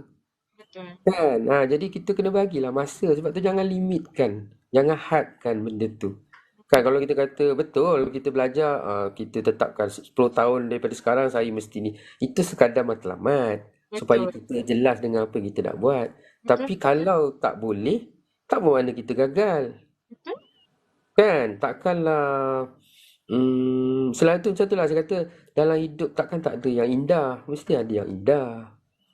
Kan? Indah ke tidak? Keluar lah untuk melihat apa itu keindahan. Sebab kita stuck kot. Mungkin orang sebut dia stuck dalam keliling dia terlampau hitam kan. So sampai dia tak nampak sebenarnya apa value-value dekat sekeliling dia yang mungkin peluang yang dia boleh dapat, keindahan yang dia boleh dapat kan doktor? Ya. Dan diri kita, kehidupan kita adalah kita punya, hak milik kita. Betul. Jadi kita yang yelah, jangan kait dengan unsur ketuhanan semualah. Okay, tapi maksud saya nak cakap kat sini dalam konteks diri kita, kan? Diri kita, hidup kita, kita yang boleh mewarnakan hidup kita ni. Betul. Kan? Takdir tu takdir lah, tapi kita yang mewarnakan sebenarnya. Kita nak warna apa sebenarnya? Kita nak letak. Kita nak warna apa sebenarnya? Kita nak warna apa sebenarnya? Kan? Dan jangan biarkan orang lain warnakan hidup kita lah. Saya suka lah ayat doktor hari ni. Kan? Selalu, itu yang saya kata dengan Nurdin tadi, kita banyak didoktrinkan dengan benda-benda yang negatif. Kan? Benda yang susah, yang tak berjaya, yang apa. Sebab tu kalau biasa dengan saya tahu, saya tak suka guna benda-benda yang negatif ni. Betul. Kan? Kalau perkataan macam gagal ke, itu semua kalau saya tak nak guna perkataan tu. Kan? Kalau gagal, jangan guna perkataan gagal. Kita kata belum berjaya. Dia tak sama maksud dia. Betul. Kan? Akan berjaya. Lagilah ada harapan. Kalau kita kata akan berjaya. So daripada perkataan-perkataan tu sendiri pun, kalau pelajar kaunseling lagilah, you all belajar teori. Kan? You all seharusnya gunakan teori tu dalam kehidupan. Kan? Gunakan dalam kehidupan. Kalau dalam mencorakkan kehidupan, kita memang kena banyak guna reality. So kita guna reality. Betul. Kan? How to be a success person. Sebenarnya success identity tu. Kan? Macam mana sebenarnya? Kena ada rasa tanggungjawab. Apa yang kita buat itu adalah tanggungjawab sebenarnya. Kan? Even macam tadi kalau nak jadi penjual ejen insurans yang berjaya pun bermula dengan tanggungjawab. Bukan sekadar menjual insurans, tapi adalah tanggungjawab you. Kan? Menyebarkan benda baik kepada orang lain. Betul. Jadi maksudnya konsep tu yang kita belajar tu kita kena apply dalam kehidupan kita, dalam pekerjaan kita. Jangan habis kat situ je. Jangan habis kat situ je. Okay? Betul, jangan tu semua orang. Jangan habis kat situ je. Jadi saya ajak semua orang, petang ni kan kita nak kongsi, kita cuba kongsi benda-benda yang baik dalam kehidupan kita. Walaupun kecil, kalau kita kongsi dia mungkin jadi besar. Kan? Mungkin pada kita kecil tapi pada orang lain besar benda tu. Kan? Mana kita tahu macam saya cakap ni. Kan? Mungkin ada orang yang memang tengah down tapi alhamdulillah mungkin boleh jadi sesuatu yang menaikkan semangat dia. Wallahualam. Walaupun mungkin pada orang lain, alah doktor cakap senang lah. Mungkin itu pandangan masing-masing. Kan? Jadi selagi kita teruskan menyumbang. Macam ni ada exact ni cakap. Mantap betul Rogers Ya, doktor saya memang seorang yang seorang siapa-siapa yang kenal doktor saya memang seorang yang Rogers. Rogers untuk yang viewers yang bukan counselling, Rogers adalah salah satu teori dalam counselling sebenarnya. So setiap daripada counselor ni dia ada macam kita panggil pegangan lah. Ada orang dia suka dia punya approach tu melalui si Rogers, ada suka Gestalt, ada guna PCC, ada guna REBT kan. Macam semalam saya dengan Muaz memang nampak lah dia REBT dia. Straight je terus. Kan, dia malah nak layan-layan dah. Layan-layan dia punya huraian tu. Tadi Afzan cakap saya suka idea ilmu untuk diamalkan doktor, ketengahkan. Lepas tu Nazirul Ikram ada cakap, ni saya rasa student kita ni semua doktor. Yalah. Betul, ilmu yang bermanfaat adalah ilmu yang diamalkan dengan baik. Masya Allah, terima kasih sebab bagi maklum balas. Right. Okay, so saya rasa untuk lah macam untuk penutup lah, sekadar untuk penutup lah doktor kan. So sebab kita ramai orang yang masih lagi struggle kan dengan kehidupan dia, bukan dari segi aspek pekerjaan, mungkin struggle survive untuk dalam keluarga, contohnya dalam menyara ke ataupun yalah dia ada masalah-masalah keluarga dan sebagainya. So kata-kata doktor lah mungkin sebab kita macam mana saya rasa lah pandangan peribadi saya, sebab saya jumpa klien ataupun saya jumpa kita punya student-student saya yang dekat konsultan ni kan, ramai yang macam yang usia muda ni dia punya jiwa dia agak macam kita panggil fragile lah, faham? Fragile. Mungkin dia tak ada siapa untuk dia nak bagi contoh ke kata-kata semangat ke kan. So dia mudah ada rasa perasaan untuk putus asa, rasa depressed, rasa macam dah tak ada orang sayang dia lah, apalah semua kan. Dah rasa macam dah tak nak hidup lah, apalah kan. Untuk kata-kata terakhir lah doktor, untuk orang-orang yang ada rasa perasaan ingin putus asa dalam hidup. Yang putus asa ni bukanlah maksudnya dia nak mencederakan diri, bukan. Mungkin putus asa yang dia rasa dah fed up dengan hidup, dia rasa macam dah terlampau lelah dengan kehidupan. Apa yang doktor boleh katakan untuk orang-orang yang macam ni doktor? Silakan. Okey, secara umumnya saya suka kalau kita ingat balik yang kita ni memang seorang manusia yang unik. Okey, so kita masing-masing ada keunikan masing-masing. Okey, bila kita nak pergi dalam lagi, kita boleh kata kita masing-masing ada harga diri masing-masing. Betul. Okey, so kita adalah sebenarnya orang yang berharga. Yang itu kita kena pegang. Kita sebenarnya adalah orang yang berharga. Cuma harganya berbeza-beza tu pastilah sebab keunikan tu berbeza-beza. Betul. Kan? Okey, yang penting sebenarnya kita sendiri kena anggap diri kita berharga. Yang itu penting. Kan? Dan bila kita berharga, maksudnya tanpa kita sedar, walaupun benda kadang-kadang kecil je yang kita buat, tapi mungkin dia jadi besar pada orang lain.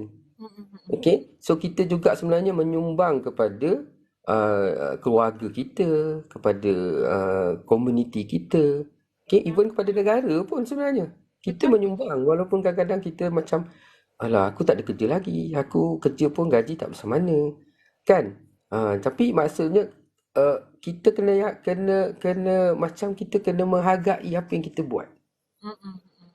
Cuba tanya pada diri kita sendiri kan, sejauh mana kita menghargai diri kita dan apa yang kita buat.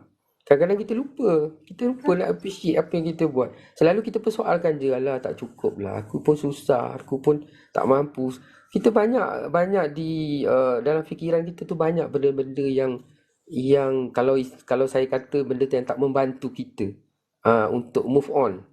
Okey, untuk mencapai, kalau kita belajar dekat hierarki Maslow tu, mencapai kesempurnaan diri tu. Kan? Kesempurnaan diri bukan bermakna dia ada rumah besar, dia ada kereta mahal, dia bukan ada duit yang banyak. Tak sebenarnya. Kan? Kesempurnaan diri tu bila seseorang mencapai tahap yang dia rasa dah tak ada apa dah dia nak. Betul. Kan? Walaupun orang tengok dia susah tapi dia happy. Betul? Dia bahagia. Kan? Banyak yang macam tu. Kalau kita kata kita selalu pun tengok orang kaya pun cari duit lagi. Betul? Kan? Maksudnya belum sampailah ke tahap kesempurnaan diri tu. Duit sendiri kan? Kalau kita ukur dari segi tu. Jadi sekarang kita jangan ukur dari segi material, kita ukur dari segi benda yang non material. Okey? Apa yang kita boleh bagi kan? Walaupun kecil tapi kalau kita ikhlas, macam balik pada saya kata tadi, kita ikhlas dengan apa yang kita buat, okey, dan kita positif selalu, insyaAllah ramai orang yang akan mendapat manfaat tanpa kita sedar sebenarnya. Masya. Dan jangan lupa, kadang-kadang kita inspire orang lain. Mana kita tahu kan? Betul? Kita rasa macam kita ni kecil je macam tu. Mana kita tahu, mungkin ada orang yang memahati kita. Kan? Mungkin ada adik-beradik kita yang melihat kita. Dia tak cakap. Kita masih lagi dalam dunia yang simpan dalam hati. Kita tak berterus terang. Kan? Kita masih lagi dalam dunia tu. Kan? Tapi kalau mungkin semua orang boleh berterus terang, mungkin ada ramai orang yang nak kata kita bagus. Masya Ramai Allah. yang nak kata kita sebenarnya baik. Ramai yang nak kata saya sebenarnya terpesona dengan apa yang you buat. Sebenarnya. Tapi kita tak dengar lah benda tu sebab masing-masing simpan. Kan? Tapi saya yakin sebenarnya. Walaupun tak dengar orang cakap, tapi kalau saya yakin ramai orang yang suka dengan apa yang saya buat. Ramai Masya orang Allah. yang menghargai dengan apa yang saya buat. Kalaupun orang tu tak cakap apa-apa. Kan? Sebab ada je, kalau cerita sikit kat Nurin lah, ada je pernah student cakap dengan saya, doktor percaya ke student doktor ni? Saya cakap, saya sebenarnya saya tak kisahkan tentang tu. Saya lebih kisahkan apa yang saya bagi dan saya yakin dia mesti merasai apa yang saya bagi tu, dan kalau tak hari ni, one day dia akan rasa. Ya Betul? tak? One day dia akan rasa. One day mungkin dia akan teringat balik apa yang saya buat pada dia. Kan? So kita tak payah kata, kita jangan ukur benda tu nak segera, nak apa. Tak semestinya. Even dalam hal macam nak tolong keluarga pun. Kan? Kalau kita tak ada banyak duit, tak semesti kita bagi duit. Kan? Kita bagi perhatian kita. Kan? Okey, paling-paling tidak lah Nurin, kita bagi ingatan. Kan? Ingatan je. Dan Maksudnya orang berapa ingat ramai yang ada depan kita. berapa ramai pada kita yang kata setiap saat kita ingat pada mak ayah kita. Betul. Kan? Tengah-tengah makan teringat mak ayah. Kadang-kadang tak ingat. Kan? Maksudnya ingatan tu pun kadang-kadang kita tak boleh nak. So kita mulakanlah dengan benda-benda yang simple, yang kecil tapi sangat bermakna. Even kalau kata ingatan kan Nurin, selalu saya cakap dalam kelas, kadang macam saya ni dia macam ada apa kita kata macam telepati lah. Contohnya lah, saya rasa saya lama tak dengar Nurin. Contohlah, tak dengar cerita Nurin. Tiba-tiba nanti kan ada lah. Kadang Nurin WhatsApp saya ke Masya Allah. ataupun masuk dalam tu ke, kan? Biasa macam tu. Sebab mungkin ingatan tu. Ingatan kita tu yang ikhlas. Kita memang nak tahu apa berlaku pada dia. Kita mendoakan kesihatan dia. Mungkin disebabkan tu, benda tu sampai tu. Masya Allah. Kalau yang saya sendiri pernah alami lah sebenarnya. Kan ada student-student tu yang kadang kita, student-student tertentu yang kita bimbang dia, kita risaukan dia kan. So kita kadang tersebut, teringat. Jadi kadang-kadang bila dalam beberapa ketika, lepas tu nanti akan dia macam menyerah diri lah kan. Menyerah diri. Kan. Tapi yang penting bagi saya sebenarnya adalah macam mana kita memberi sesuatu yang bermakna tu. Mungkin tak, kadang-kadang benda kecil je kan, tapi sebenarnya dia besar bagi orang lain. So kita kena ni lah, kena apa kata, jangan rigid sangat lah kat situ. Jangan rigid sangat. Walaupun kita tak boleh bantu keluarga, tapi paling tidak kita ingat keluarga kita. Kan? Sebab saya bimbang ada orang ingat pun tak. Betul. Kan? Dan kata nak bantu, ingat pun tak. Betul. Kan? So dengan kata lain, apa yang cuba doktor sampaikan kat sini adalah kita kena banyak lebih menghargai perkara-perkara yang mungkin kita rasa, alah benda ni, sebab kadang-kadang kita ni terlampau ada ekspektasi yang dalam kehidupan kita sendiri. Sampaikan kita sendiri yang membebankan kehidupan kita. Kita sendiri yang membebankan pemikiran kita. Sampaikan, yelah kita nak pandang benda-benda simple, kita nak hargai benda-benda simple ni pun kita tak mampu nak buat, right? So, instead of kita fokus kepada benda-benda besar, kenapa aku gagal, kenapa aku tak boleh berjaya macam orang lain dan sebagainya, mungkin anda perlu lebih menghargai apa yang anda ada sekarang dan fokus kepada benda yang kita masih lagi kita pegang. Sebab saya adalah saya punya coach saya pernah cakap kan, dia cakap macam ni doktor, dia kata, Nurin, antara sabar dengan syukur. Sabar mungkin semua orang boleh buat. Yalah, bila sabar kita akan berbalik kepada Tuhan ataupun kita akan berusaha macam mana untuk kita keluar daripada situasi tersebut dan sebagainya. Dan kita akan, dengan kata lain, kita lebih ingat Tuhan lah. Tapi kalau kita bersyukur dengan apa yang kita ada, tak semua orang boleh dapat buat. Sebab yelah, kadang-kadang kita duduklah fikir apa yang kita akan jadi 10 tahun yang akan datang, apa yang kita akan dapat dalam untuk capai kita punya target ataupun kita punya sales dan sebagainya. Tapi sampai kita lupa apa perkara yang kita sepatut hargai dekat sekeliling kita, effort kita sendiri tu untuk mencapai ke arah situ. Sebab bila kita terlampau, yelah, tak pandang effort kita, so kita jadi penat. Kita jadi penat kalau tiba-tiba tak tercapai. Dan dengan kata lain juga, untuk kita kalau kita terlampau penat, berehat, tapi jangan ambil masa yang lama lah untuk berehat. Macam doktor cakap awal-awal tadi, pasal go with the flow. Sebab go with the flow tu adalah kita punya ibarat kata-kata untuk kita menenangkan diri sebenarnya. Tapi jangan sampai bila kita nak duduk dalam comfort zone. So ada masa kita kena keluar, ada masa kita kena ada juga comfort zone tu. Ada masa kita dah terlampau lama, tak bagus juga. So banyak sebenarnya perkongsian yang doktor kongsikan pada hari ini, dan saya rasa banyak sebenarnya viewers dapat pada hari ini. Dan untuk pengetahuan doktor juga, kita punya recording hari ini sebenarnya kita akan kita akan transfer kepada video, dan video tu kita akan pecah-pecah kecil-kecil kan, jadi konten lah. Satu, dan yang kedua dia akan jadi ke YouTube.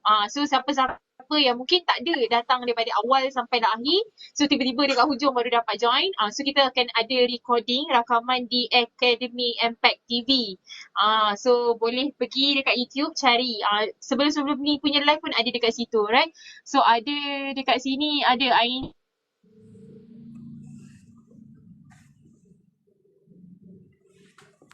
kehidupan yang kita ada lalu sekarang, betul?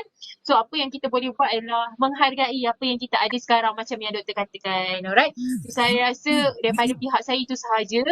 Mungkin doktor ada kata-kata short and simple je doktor, agak-agak apa yang doktor boleh sampaikan untuk sebagai kata-kata akhir penutup untuk kita punya viewers dan juga untuk semualah yang mendengar pada hari ini, insyaAllah. Okey, untuk anak didik saya masih lagi panggil anak didik saya. Okey, 6 batch saya uruskan masa internship. You all memang sangat rapat dengan saya. Okey, mungkin satu ayat yang saya katakan, yang saya secara ikhlas, jujur daripada hati sanubari saya sendiri, you all memang terbaik, you all memang telah membanggakan saya. Okey, so teruskan dengan apa yang you all buat. Okey, selagi you all ikhlas, insyaAllah akan ada ganjarannya nanti. Okey, dan kepada yang lain-lain selain daripada anak murid saya, okey, kejayaan memang bukan sesuatu yang mudah, tapi bagilah masa, ruang dan peluang yang seadilnya. Okey, jangan terlalu rigid lah dengan apa yang kita buat. InsyaAllah. Okey, kejayaan pasti milik kita. Okey. Okey Nurin, dulu. Okay. Right, okay. Sangat-sangat, saya rasa sangat-sangat padat, dan Alhamdulillah kita rasa, saya sendiri sebenarnya untuk daripada input daripada pihak saya sangat-sangat banyak yang saya dapat daripada doktor. Ibarat macam kita refresh lah kan, sebab kita nak masuk lecturer doktor kan, nak belajar dengan doktor dah tak dapat dah, kita dah graduate dah kan. So ini dah sebenarnya benda, momen-momen yang saya sangat nantikan, dan saya nak ucapkan ribuan terima kasih sebab doktor sudi join kita punya podcast pada hari ini. InsyaAllah saya harap doakan saya punya kejayaan. Saya sangat hormat doktor, apa yang doktor buat, apa yang doktor sampaikan daripada dulu sampai sekarang memang saya sangat-sangat pegang. Yelah, mungkin saya dengan kelas doktor banyak makmal je sebenarnya, makmal. So untuk teori saya tak berpeluang sebab mungkin tak sempat dah masuk, dah penuh dah kan. Doktor famous sebenarnya. Kalau untuk pengetahuan semua, Doktor Kamarul kita ni sangat-sangat famous. Orang sangat-sangat sangat suka dengan kelas doktor sebab doktor sangatlah memudahkan memudahkan urusan pelajar dia. Macam tu. Dan Alhamdulillah saya diberi peluang untuk internship di bawah penyelidikan doktor. Saya rasa sangat bersyukur sebab saya di bawah doktor. Sediaan doktor, ilmu yang doktor cakap, doktor berikan sangat-sangat. InsyaAllah saya cuba sampaikan, semoga apa yang saya beri pada orang dapat dipersahamkan kepada doktor, kembali kepada doktor untuk menjadi pahala insyaAllah untuk doktor. Dan saya doakan doktor diberi kesihatan yang baik, dipermudahkan urusan insyaAllah. Alright. So saya rasa itu sahaja untuk semua. Okay, so saya harap apa yang kita kongsikan hari ini dapat memberi manfaat kepada semua dan jangan lupa esok kita ada lagi live bersama dengan dua orang pegawai psikologi kita. So nanti kan kita ada pasal berkaitan dengan circle dalam hidup dan juga insecurity dalam kehidupan kita. Alright, so saya harap anda semua tidak jemu dengan kita punya podcast. Mungkin akan ada tapi tak sekerap bulan ni. Kan? So nantikan apa lagi perkongsian-perkongsian dengan orang sekeliling saya insyaAllah. Alright, saya rasa itu sahaja Doktor. Okay, Terima terima kasih kasih banyak-banyak Nurul. lagi. Alright, Okay. so saya rasa Ribuan terima kasih. Alright, wabillahi taufiq wal hidayah. Wassalamualaikum warahmatullahi wabarakatuh. Bye semua.